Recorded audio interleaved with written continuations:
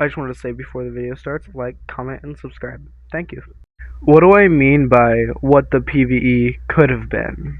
Well, let's get into what we got initially for PVE, where it all began. Overwatch 1, 2019, Overwatch Storm Rising. This was our first ever PVE. It was an archives mission, basically just giving us a dip into the story mode of Overwatch 2 and how it could play out. Now, unfortunately, we basically got this again with just the updated visuals in the actual Overwatch 2 game, but not even on release. We got it after about a year of waiting, after, that 3 years, 4 years after initial talk about it, before we actually got it. Now, on paper, yeah, that sucks, but it's not too bad. Aside from the time waiting, you still got your missions, and, they played out. However, the issue was the unimaginable hype that they built up over the years. Because PvE was said to have story missions from everybody, basically, infinite replayability with skill trees, custom maps, everything like that, custom enemies, so many things that they couldn't deliver. And the reason they couldn't is because it was recently revealed that they scrapped basically the whole thing before Overwatch 2 even launched. And not only that, when they did start it up again, they scrapped it again and then just gave us what was left over. And it just put a bad taste in everybody's mouth and put a lot of distrust in the community for anything related to the game, let alone PvE. And now, more recently as well, it's been revealed PvE is officially dead, and we shouldn't expect anything for it anymore aside from the usual comics and, the normal lore stuff we should get. Now, the problem with that is I think they could still give us PvE. Yes, people would be upset, but I would be more upset if they never give us a story mode ever again. Because me personally, I am also upset, which is why I at least want my PvE. I want my story.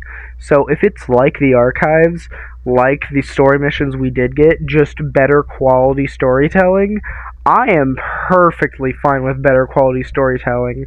Because at the end of the day, making a new enemy won't be too difficult if you only have to make it every once in a while. Every mission or so you have one or two different new enemies. That's it. That's pretty easy to do, I would think, if it means the rest of your time can be spent on those lore deliveries. And you can spend a lot of time with your maps that you already have, but downscaling them back to what they would be in the past, or what they would be in this PvE mission. Like, for instance, I have a Junker Queen video coming up soon, and I'm going to get into PvE related content for her and how easy and just great it would be to get PvE for the Junkers, as their whole thing is anti-Omnic and destabilizing society, and like how theirs is basically just so old, it's just very old society in this very futuristic world.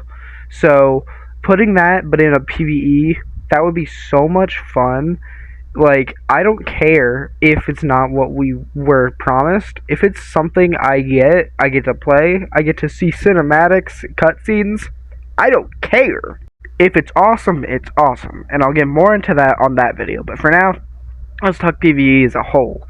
I think they should keep doing PvE, even if it's not what we want, necessarily. We all want PvE. We all want a story mission. So why not lean into the story mission rather than a cooperative PvE, right? Give us quick time events. Like, at the beginning of this video, you saw the Genji getting saved by Mercy, right? Well, if you were playing Mercy, you could maybe have it to where it's a quick time event to grab Genji, or he might get injured, right? Like, something like that within your story would be so good. Especially any Genji missions, because there would be so much potential to make it cool with his deflect, his blade, his shurikens, his ninja agility as a whole. It would be awesome. You have a quick time event, like where he's trying to deflect bullets, so you got or like a smash the button type thing, where you bam bam bam bam bam bam bam against a minigunner, and then Winston comes up and saves you. Like, something like that. That'd be fun. Just have a little oomph to spice it up, but it would mostly be a storytelling game now. So whenever you don't want to play your PvP game, play your story mode game, your single player game. It would just give you that aspect of just being the character. You could have things where there's an overall story mission line, but then as you get through the game, you encounter all these characters and how they interconnect to Overwatch, Talon, and the bigger communities, bigger organizations, right? And then they branch off into smaller ones like Overwatch. You can branch off into Mecha Squad. You can branch off into Wayfinders, maybe. Or Vishkar, you can branch off into Wayfinders, since it's been revealed recently for the new tank hero that the Wayfinders did interact with like Oasis and stuff, and I'm pretty sure, if I'm remembering off the top of my head correctly, so did Vishkar. There's just so many connections you could make and so many stories you can weave from this concept itself. And then once you have those branching storylines, you could even eventually, after you get a good community back, you get enough trust back, you can do individual heroes, right? You can start with your original cast of Overwatch, your original 21 heroes. Have Winston initiating the recall and his thoughts and how he felt. You know, Tracer, Genji, all of them. How Genji got to the castle, how he watched Hanzo dismantle the castle just to pray and honor himself, and then him confronting his brother and his ideals. You can live out the Dragon cinematic. You can live out the Kiriko cinematic. You could do these things and have these cutscenes as an alternate way to do PvE as well as cinematics without the cinematics themselves having to be nearly as high quality. Because while yes, they need to be high quality, if you saw the cutscene at the beginning of this, I think we can all agree it was pretty good. For what it was pretty damn good. So I think doing that just with Overwatch 2 stuff, perfect for me. I wouldn't care. I think it would be beautiful. I would get my story mission. I would get my character.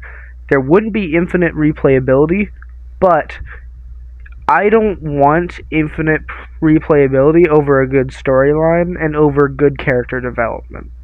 I want to see Genji and Hanzo tussle. I want to see Hanzo's thoughts afterward and what he's thinking. You know, after Kanazaka, what is he thinking? Is he thinking about joining Overwatch? Is he maybe thinking of being more like a Lari and winging it and just kind of sticking it out as just a neutral party? Or is he going to go more like Soldier, where he's going to be more of a vigilante neutral party, but still on the side of general good? Or is he going to take a complete pivot and go Talon, because even after his brother he can't accept himself, and so he gets like manipulated or something? Just, there's so much to go off Shimada Brothers alone. Not to mention the blank slate we have in Juno, Alari, Venture, because right now we know nothing about them. We know Alari blew up her entire tribe, is now searching the world for a purpose. Juno, she got picked up by Overwatch. That's basically it. Venture, they love like digging around, finding stuff. They've encountered Talon. They don't like Talon, right? So boom, anti-Talon faction. But that doesn't necessarily mean they're pro-Overwatch. You could have this dynamic, right? Where Venture's anti-Overwatch, but also anti-Talon, because they just muck everything up while they're just trying to do their research. Or you could have it to where Juno overall just disagrees with all the fighting. And so she goes to the Shambali. She goes to the Shambali monastery, or just seeks out Zenyatta, since he's away from them now. Seeks out Zenyatta and sees why people fight and wants to be a pacifist like him. Or how Ramantra and Zenyatta broke up initially, how like their brotherhood bond shattered, and how Zenyatta dealt with his brother in arms, basically becoming a terrorist across the world and trying to get people to fight and people to die so Omnix can live. But in the result, you know, his ideals are being corrupted more and more. Like, these are so many things that I've said in 5 minutes. In less than 5 minutes, I've explained so many potential storylines, so many potential directions they can go off the lore, just from having these branching timelines from the main squads, as well as just branching from heroes themselves. And that's what I think PvE could have been. And what I think it could still be, but we as a community need to just understand we're not going to get what we were promised. But if we can give them enough trust, and if they deliver properly, at least on these okay missions with excellent storytelling, I wouldn't care. Because I play the PvP for the gameplay. I will play that story mode for the goddamn story, even if I can only play it once or twice before. Like, if I play the whole thing once or twice, and then I'm done, I wouldn't care. You know why? Because it just came to me. We could make it to where you could even have what ifs storylines, right? Like, these would obviously be much smaller, but it could be like Overwatch never recalled, right?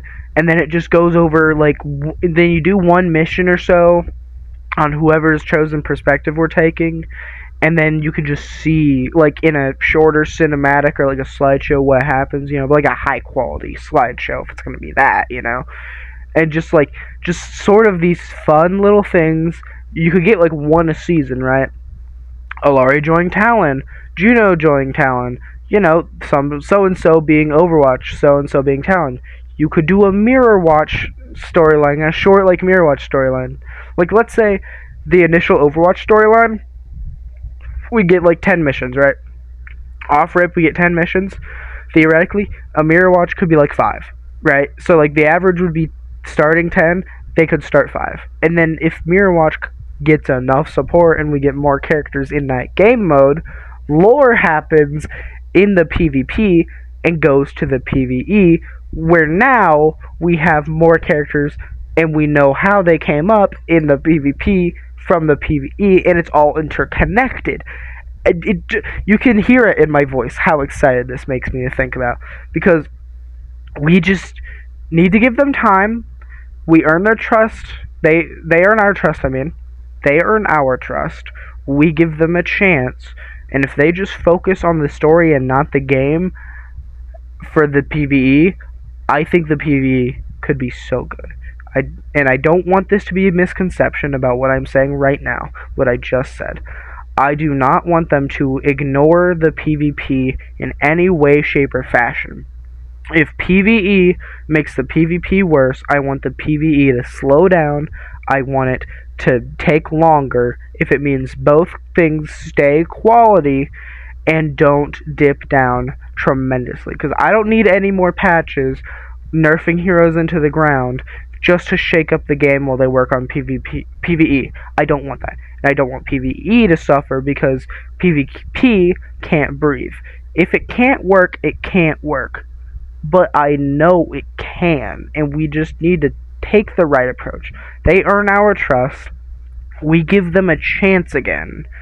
I think taking the approach of archive style, of their mission style, in overall gameplay, we could have such a good story in this PvP game. We could have such a good alternate mode. You could still access it through the missions, but it would be a new UI. Like, it would just be awesome. And you know what? If they want it to be paid, make it a one-time purchase and make it a separate game. You can just even separate the files if they wanted. So they could charge $60, but it's an entire single player game that gets updates, right? Now, see, I don't think getting updates would work. I think that would have to be a thing where they get to a point in Overwatch's story where things will stagnate for a long time. They could do that, but then if they update it, it's got to be free. If it's not free, people will lose their minds. I'm just spitballing that idea, but the idea is make it beneficial for us, make it beneficial for them, but we all have to make a small sacrifice and hear the other out. Because if we don't do this, the game will never get a PvE, but I desperately want it. If we're not getting cinematics, if PvE is so much easier to do than cinematics, I want them to do PvE. If cinematics either are better, do cinematics. I don't care. I just want a story. And I think that's what we all want in the end. We all just want that good Overwatch story. Some people want good gameplay too. I want decent gameplay. I don't care. The gameplay, as long as it's not worse than the PvP, I don't care. You don't even need to you can give me a new passive or something, right? That's it. Just give me a story mode passive or something. which you basically do being res. So I just don't want what I'm saying and what I'm thinking to be misconstrued as other things.